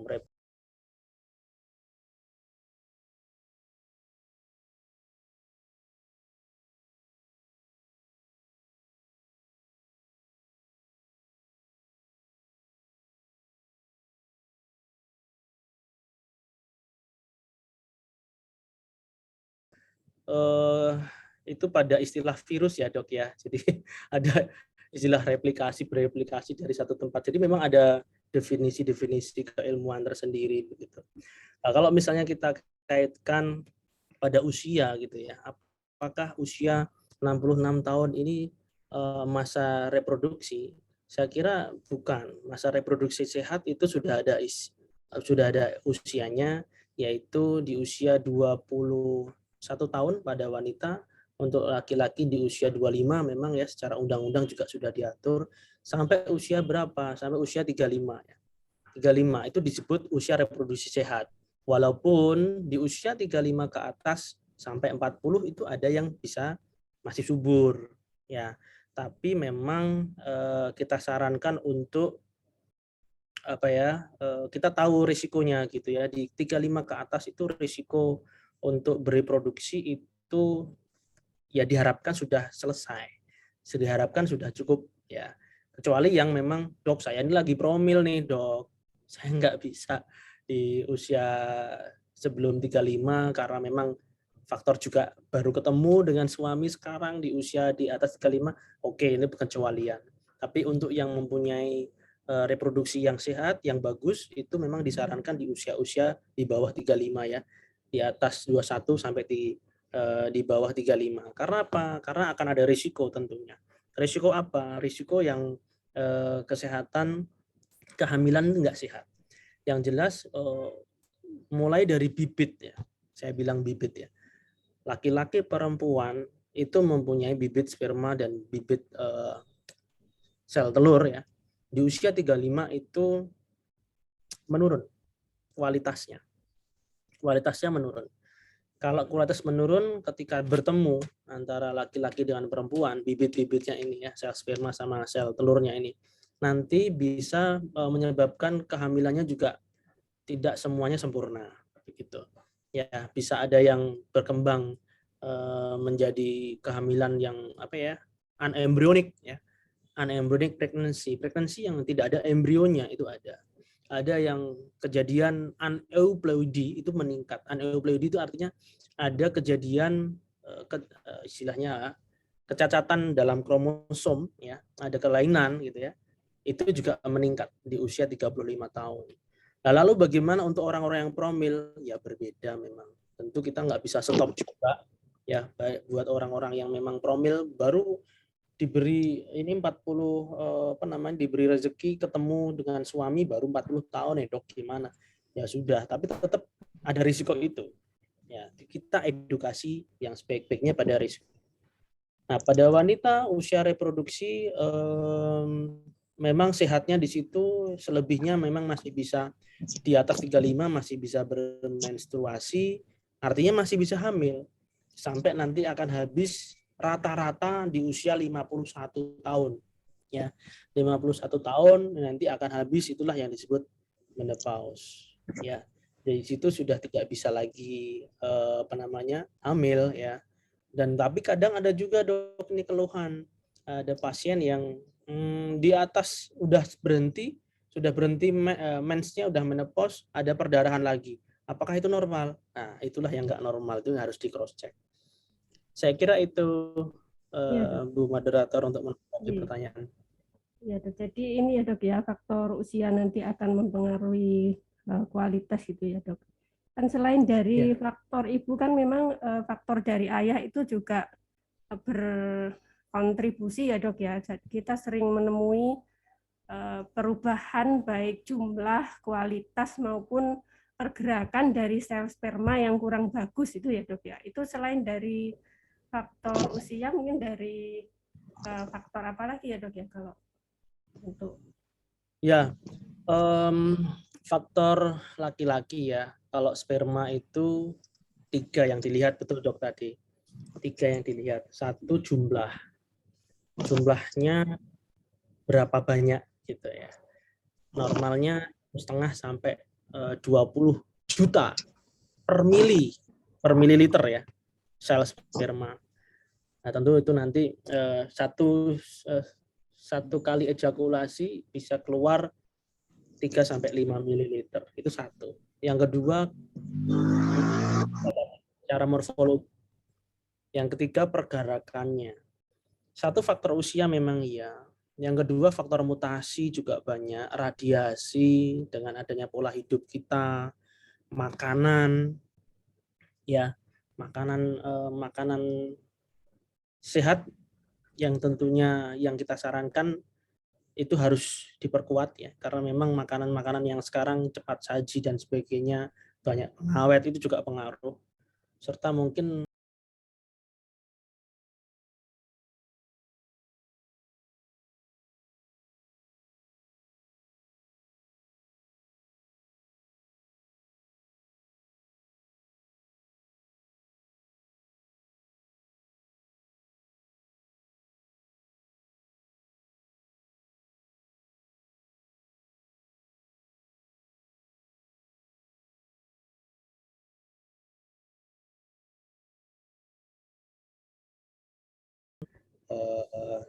diperhatikan. Iya, Dok. Baik. Ini ada kelanjutannya juga, Dok, dari Prof. Syarif juga. Apakah kanker prostat itu juga bisa di-screening dan dapat dicegah dengan vaksinasi, Dok? Mohon pencerahannya. Itu, Dokter. Dokter Ide. Ya. Baik, Prof. Jadi untuk prostat memang bukan dari bidang saya ya, tapi sepanjang yang saya tahu, kalau prostat tidak ada screening secara berkala, Prof. Jadi biasanya dia datang berdasarkan keluhan ya. Kalau prostat untuk memeriksanya memang perlu dicek, kalau secara fisik itu namanya dengan DRE ya, Digital Rectal Examination. Jadi ada pemeriksaan, mohon maaf, colok dubur. Ya, kita diajarkan pemeriksaan colok dubur ya, dubur pasien diperiksa baru dicek tuh prostatnya seberapa besar, kanan kiri simetris atau tidak, ada massa atau tidak, ada konsistensi yang kenyal atau tidak dan sebagainya. Namun saya terbatas, Prof, untuk keilmuan prostat itu ada dokter spesialis urologi sendiri yang menangani. Saya tidak banyak tahu terkait hal itu.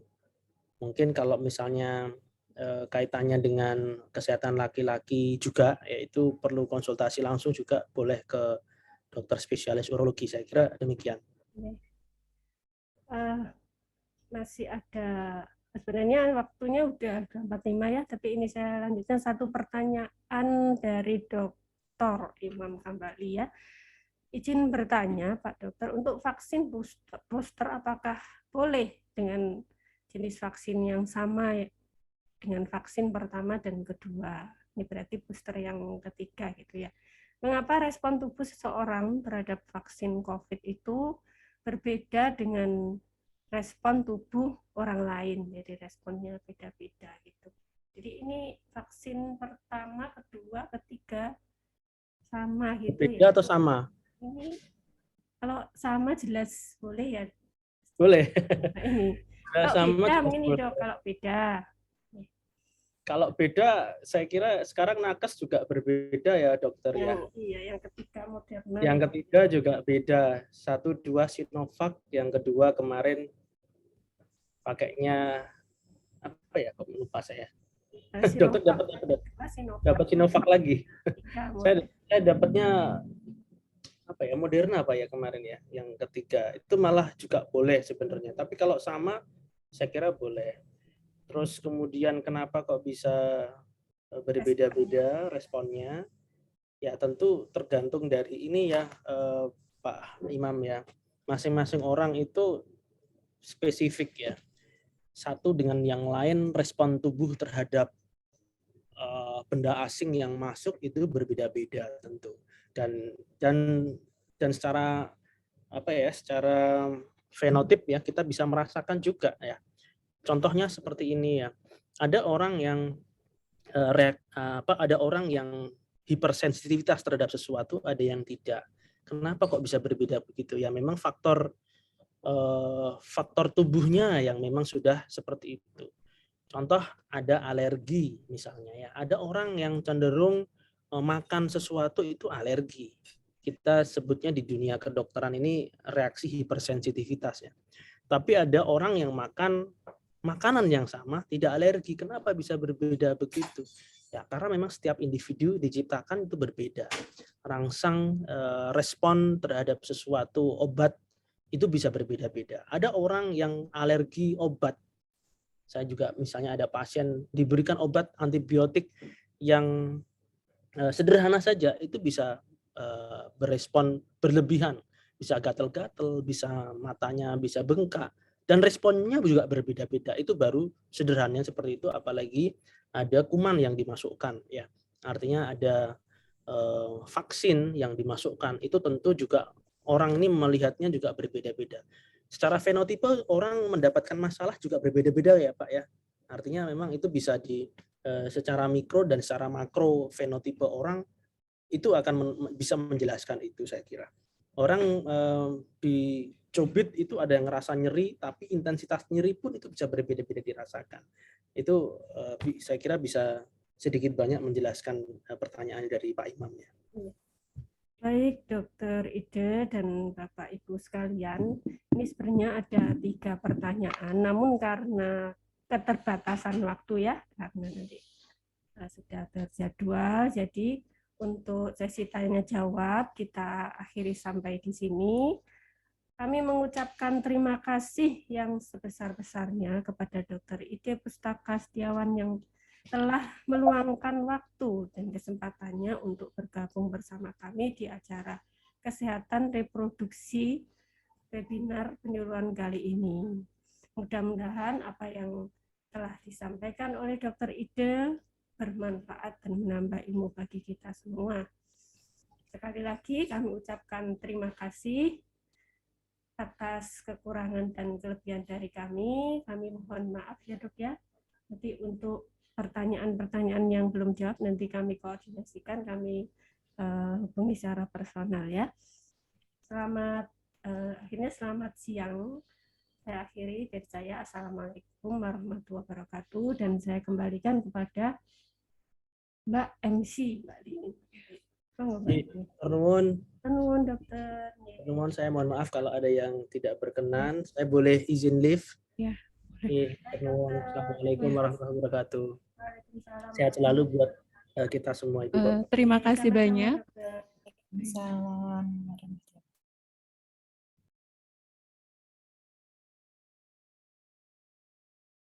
Juga kepada Dokter Ide atas materi yang disampaikan sehingga kita bisa mendapatkan lebih banyak wawasan mengenai kesehatan reproduksi. Acara yang terakhir yakni penutup. Kini telah sampailah kita di penghujung acara. Semoga ilmu yang kita dapatkan hari ini bisa membawa berkah dan menjadi jalan kebaikan untuk kita semua. Saya mengucapkan terima kasih sebanyak-banyaknya kepada Bapak Ibu yang sudah mengikuti acara ini dengan antusias dari awal sampai akhir. Kami mohon maaf apabila terdapat salah kata ataupun perbuatan. Sekali lagi kami ucapkan terima kasih. Wassalamualaikum warahmatullahi wabarakatuh. Waalaikumsalam warahmatullahi wabarakatuh. Terima kasih.